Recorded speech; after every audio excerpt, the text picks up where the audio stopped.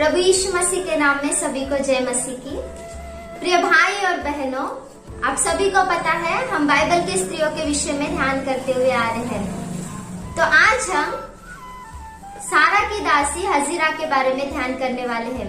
इसके बारे में मुख्य वचन उत्पत्ति इसके 16 अध्याय को पूरा पढ़ने से वहाँ पर सारा की दासी हजीरा के बारे में स्पष्ट रीति से लिखा है। हजीरा कौन है, वो कहाँ से आई, वो कैसी थी, परमेश्वर ने उसे आशीष कैसे दिया और वो कैसे परमेश्वर में बढ़ती गई, ये आज हम सीखने वाले हैं। तो हजीरा कौन है कहने से हजीरा एक मिस्री स्त्री और अन्य जाति स्त्री की तरह हम देख सकते हैं और उसी प्रकार से वो सारा की दासी थी करके भी हम देख सकते हैं।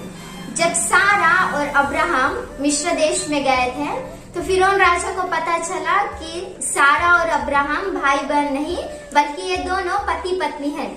तो वो फिरौन राजा ने क्या किया, उन्हें कुछ धन संपत्ति देकर और उनके साथ में दास दासियों को देकर ये हजीरा को भी दासी की तरह सारा के लिए दिया था। तो हजीरा एक मिस्री स्त्री और अन्य जाति स्त्री की तरह बाइबल में हमें दिख रही है। ये बहुत महान स्त्री नहीं और इसके बारे में बाइबल में बहुत अच्छा नहीं, लेकिन ये एक साधारण स्त्री की तरह बाइबल में हमें दिख सकती है। जब परमेश्वर ने अब्राहम को मैं तुझे एक संतान दूंगा, मैं तेरे संतान को बहुत आशीष दूंगा, वो आकाश के तारागणों से बढ़कर समुद्र की रेत से भी बढ़कर होंगे, ऐसे वाचा बांधने के बाद सारा इंतजार नहीं कर सकी। उसने क्या किया कहने से अपने पति अब्राहम के पास हजीरा को भेजती है और अब्राहम के द्वारा ही हजीरा गर्भवती होती है। और गर्भवती होने के बाद प्रियो हजीरा के अंदर हम घमंड देख सकते हैं। उत्पत्ति इसका 16 अध्याय इसके 4 वचन को अगर हम पढ़ने से वहाँ पर स्पष्ट रीति से लिखा है कि गर्भवती होने के बाद हजीरा के अंदर घमंड आया। अब्राहम के पास सारा ने हजीरा को भेजा था, लेकिन सारा के अंदर घमंड नहीं आया, लेकिन हजीरा के अंदर घमंड आया। तो इसी के कारण सारा अब्राहम के पास जाती है और वहाँ पर झगड़ा करने लगती है। तो अब्राहम कहते हैं तेरी दासी तेरे वश में है, तेरे हाथ में है, तुझे जैसा लगे तू उसके साथ वैसा कर। ऐसे कहने के बाद सारा उसे बहुत दुख देने लगती है। इस दुख को नहीं झेलते हुए हजीरा वहाँ से जंगल में चली जाती है। शूर नामक मार्ग में जल के सोते के पास जब वो रहती है तो यहोवा का दूत उसके पास आकर कहता है, हे हजीरा तू कहाँ से आती है और कहाँ को जाती है। ऐसे कहकर यहोवा के दूत ने हजीरा से कहा, तू अपनी स्वामिनी के पास लौट जा और उसी के वश में रह करके परमेश्वर के दूत ने उससे कहा। तो यहोवा के दूत ने अपनी स्वामिनी के पास लौट जाने के लिए उससे क्यों कहा होगा? वो अपनी स्वामिनी के नीचे रहने के लिए यहोवा के दूत ने उससे क्यों कहा होगा? क्योंकि वो एक दासी थी और वो सारा की दासी थी। दासी मतलब अपने स्वामी के या अपने स्वामिनी के नीचे रहने वाली और उनके सारे काम करने वाली, उनकी बातों पर अपनी अधीनता दिखाने वाली, जैसे अपने स्वामी और या स्वामिनी कहते हैं उसी प्रकार से चलने वाली, उनके बातों पर अधीनता दिखाने वाली, नम्रता के साथ रहने वाली, सारे काम अच्छे रीति से करने वाली की तरह हम दासी को देख सकते हैं। तो यहाँ पर परमेश्वर की इच्छा क्या है कहने से एक दासी हजीरा अपनी स्वामिनी के हाथ के नीचे यानी सारा के हाथ के नीचे रहना चाहिए करके परमेश्वर की इच्छा है। तो परमेश्वर के दास दासी होने के नाते हमारे जीवन किस प्रकार से है? हम परमेश्वर के हाथों के नीचे है, क्या हम उसकी आज्ञाओं को मान रहे हैं, उसकी मार्ग पर हम चल रहे हैं? एक बार हमें अपने आप को परखना चाहिए। एक स्त्री होने के नाते वो अपने पति के अधीनता में रहकर उसके साथ संबंध रखकर और उसकी आज्ञा को मानते हुए उसी के साथ चलने वाली स्त्री रहनी चाहिए। तो कलीसिया होने के नाते हमें परमेश्वर के साथ अच्छे संबंध के साथ रहना, उसके अधीनता में रहना, उसके मार्ग पर चलना चाहिए। क्यों कहने से हम परमेश्वर के दास हैं।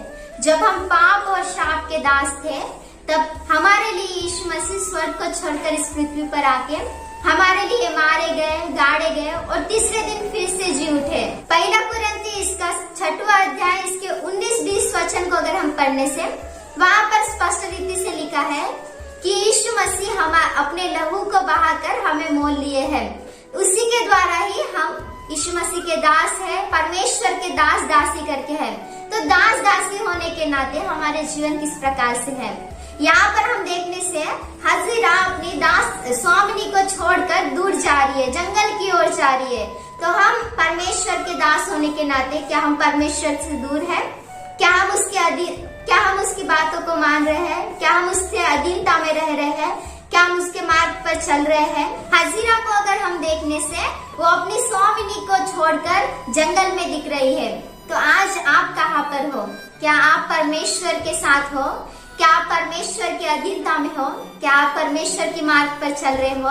तो ये सबसे पहले पॉइंट के द्वारा, इस हजीरा के जीवन के द्वारा हम क्या सीख सकते हैं कहने से, हजीरा एक दासी है, हम भी परमेश्वर के दास दासी है। परमेश्वर के दास दासी होने के नाते हमें परमेश्वर के अधीनता में रहना, उसके साथ संबंध के साथ रहना और उसके मार्ग पर चलना सीखना चाहिए करके इस पहले पॉइंट के द्वारा हम सीख सकते हैं। दूसरी बात क्या है कहने से, उत्पत्ति इसके 16 अध्याय को अगर हम देखने से, उसी में लिखा है कि हजीरा ने परमेश्वर से प्रार्थना की, तब परमेश्वर ने उसकी प्रार्थना सुनी।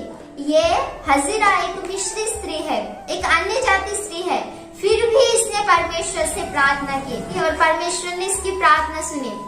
इसका पहला का जीवन कैसे था ये नहीं पता, लेकिन इसने मन फिराया और परमेश्वर से प्रार्थना करने के द्वारा ही, परमेश्वर के द्वारा ही इसने एक अच्छी वाचा को पाई।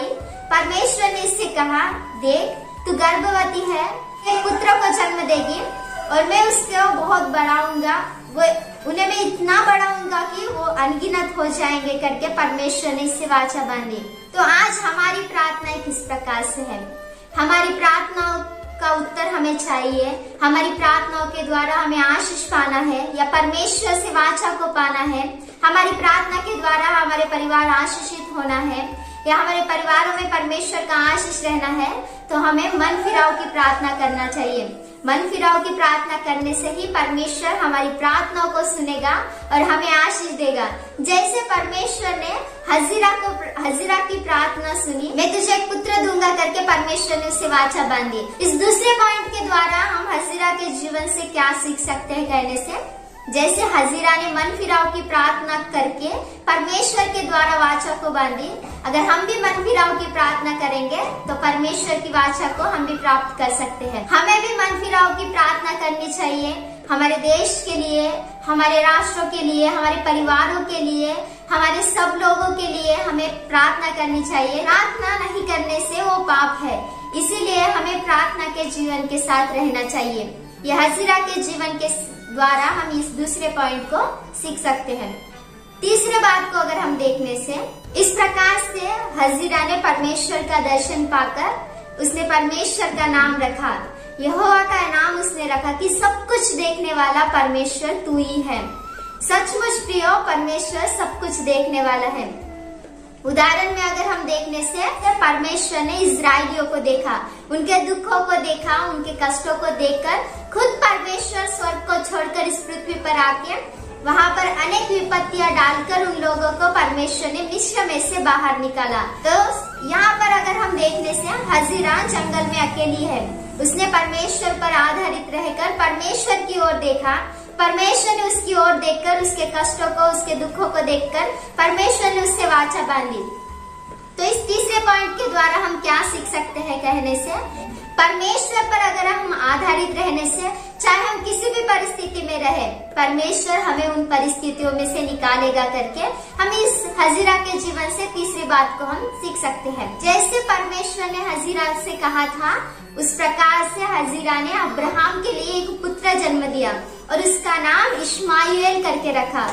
जब अब्राहम को इस्माइल जन्मा तब अब्राहम 86 वर्ष का था और उसके बाद में जब अब्राहम 100 वर्ष का हुआ तो वाचा का पुत्र अब्राहम को जन्म करके हम देख सकते हैं। जब वाचा का पुत्र इसहाक अब्राहम को जन्मते हैं तो उनके जन्मने के बाद जब उनका दूध छूट जाता है तो अब्राहम ने सबों के लिए बड़ा बोझ रखा। तब इश्माएल इसहाक को देखकर उस पर हंसने लगा।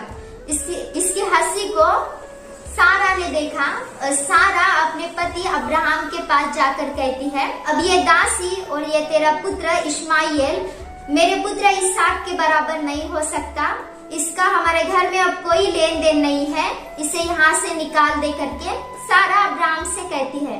अब्राहम से कहने के बाद अब्राहम अपने पुत्र इश्माएल के कारण बहुत दुखी होता है। उसके दुख के कारण ही परमेश्वर यहोवा उससे कहता है तो अपने पुत्र के कारण दुखी ना हो, जो तेरा वंश कहलाएगा वो इसहाक ही के द्वारा होगा। इश्माएल को भी मैं बड़ा बनाऊंगा, उसके द्वारा भी मैं एक बड़ी जाति को उत्पन्न करूंगा। ऐसे कर कर तूने वहां से भेज दे करके परमेश्वर अब्राहम से कहते हैं।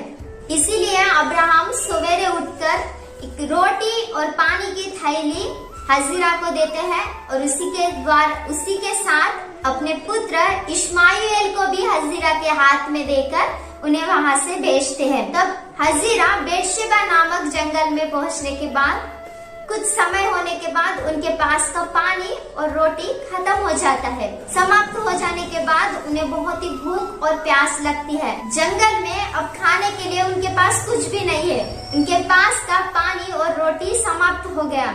इसीलिए हजीरा अपने पुत्र इश्माएल को एक झाड़ी के नीचे रखकर अब ये पुत्र का मृत्यु में देख नहीं सकूंगी करके एक जगह पर जाके बैठती है। उस समय वो लड़का यहोवा से प्रार्थना करता है और परमेश्वर ने उसकी प्रार्थना सुनी करके हम देख सकते हैं। और यहोवा का दूत हजीरा के पास आकर कहता है, हे हजीरा तुझे क्या हुआ, तू क्यों डरती है?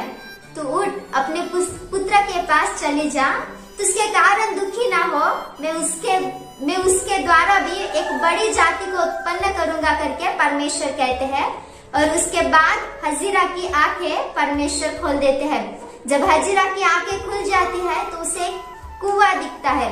वो कुएं के पास जाती है, एक थैली में पानी भरती है और अपने पुत्र को पिलाती है। कई वर्षों के बाद जब इश्माएल बड़ा होता है, वो पारान नामक जंगल में रहते हैं। तब हजीरा अपने पुत्र अब मेरा पुत्र बड़ा हुआ है, उसका विवाह करना चाहिए करके एक मिस्री स्त्री को लाकर उसके साथ उसका विवाह कर देती है। इश्माएल के द्वारा आए हुए लोग ही ये मुस्लिम्स है और परमेश्वर ने इन्हें भी बहुत ही आशीष दिया करके हम यहाँ पर देख सकते हैं। देखिए यहाँ पर हजीरा के जीवन के द्वारा परमेश्वर ने उसके जीवन में कितने कार्य किए करके हम यहाँ पर देख सकते हैं। सबसे पहली बात ये एक दासी है। हमने सीखा कि हम परमेश्वर की दासी होने के नाते अपने स्वामी के अधीनता में रहना, उनकी आज्ञाओं को मानना, उनके मार्ग पर ही चलना करके हमने सबसे पहले पॉइंट में देखा था। दूसरी पॉइंट क्या थी कि हजीरा ने मन फिराव की प्रार्थना की। हर एक मसीह व्यक्ति मन फिराव की प्रार्थना करना चाहिए और मन फिराव की प्रार्थना के द्वारा ही अनेक आशीष पाते हैं करके हमने दूसरे पॉइंट में देखा। और तीसरे पॉइंट को अगर हम देखने से हजीरा परमेश्वर पर आधारित थी, परमेश्वर की ओर देखती थी, इसीलिए ही परमेश्वर ने उसे वाचा दिया करके हम देख सकते हैं। तो इस तीसरे पॉइंट के द्वारा हमें परमेश्वर पर आधारित रहना, उसकी ओर ही देखते रहना चाहिए करके हमने तीसरे पॉइंट में देखा। इस प्रकार से हम हजीरा के जीवन में देख सकते हैं। परमेश्वर इन बातों को आशीष दे। आमीन। Praise the Lord.